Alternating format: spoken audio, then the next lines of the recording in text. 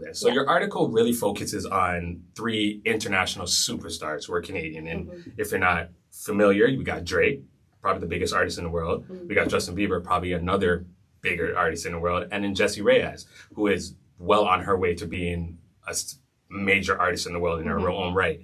You talk about how their success really defined Canadianism and changed the way people looked at not necessarily R&B globally, but just Canadian R&B. What really motivated you to dive deep into these three individuals? Well, these three case studies were very important and integral to my understanding of myself.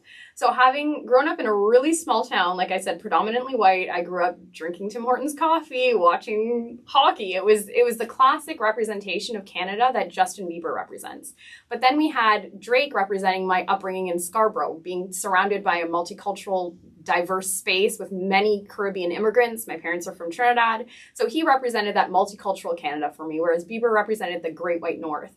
And then Jessie Reyes represented another narrative, the second generation Canadian Colombian woman. And she represented my struggles as a minority woman, also second generation, and in a way represents post-colonial Canada, where she's reflecting on racism as well as the progression that we're making to steps towards a more diverse space. So I said that all three represented different national narratives of Canada